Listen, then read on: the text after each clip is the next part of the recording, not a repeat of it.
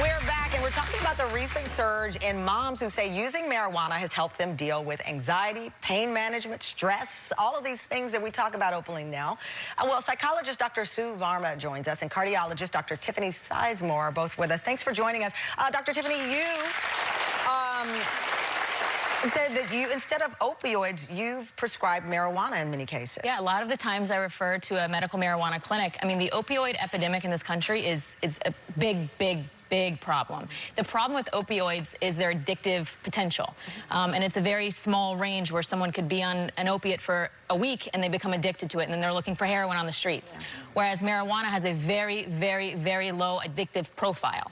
And we see it more in teenagers and young kids. That's why we try and avoid prescribing it to teenagers and kids. But for adults, the addictive profile is so low, and it can cure or get help with pain. It can help with anxiety. So many things it can really help with without having to worry about that addictive potential. Dr. Sue, you know, over 40 million Americans suffer from anxiety. As we now talk openly about cannabis and the use of marijuana, we've gone from these stereotypes of from the Cheech and Chong to the rapper to all these memes that were never real to now women of all backgrounds being able to openly say, this is what's helping me function. Absolutely. And you know, 55% of Americans are saying that they're feeling stressed throughout the day. Anxiety disorders are the #1 mental health disorders, and they affect women more than they affect men.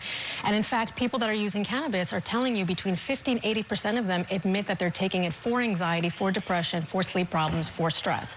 What we do know is that in short-term, smaller doses, marijuana can be helpful for having treatment for anxiety. However, we don't know about the long-term consequences, specifically for depression, and it can make it worse for some people. But alcohol, for example, if you drink alcohol, that's a depressant, right? So if you're already depressed and then you add alcohol into it, you're not helping yourself. No.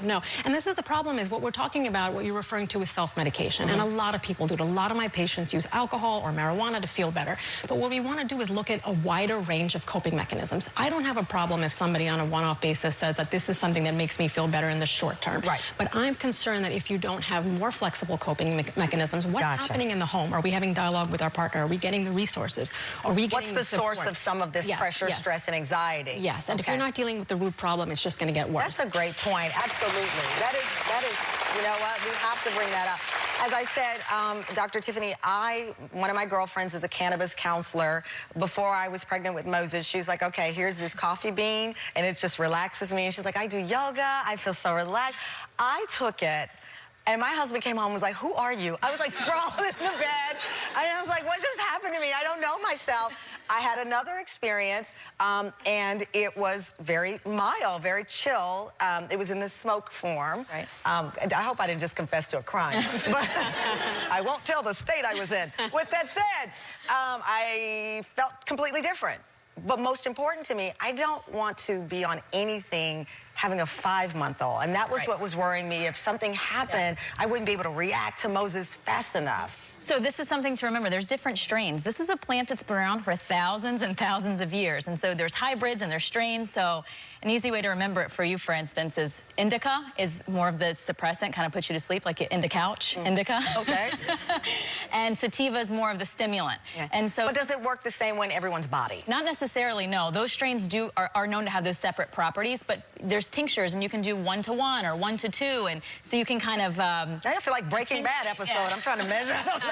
But it goes to the point of regulation, right? So if you're getting this off the street, you have no idea what you're getting. If you're getting it in a dispensary, correct. If you're getting it in a dispensary, then they can tell you, listen, this is 1 to 1. This is probably what the effects you're going to get. And you can play with it a little bit.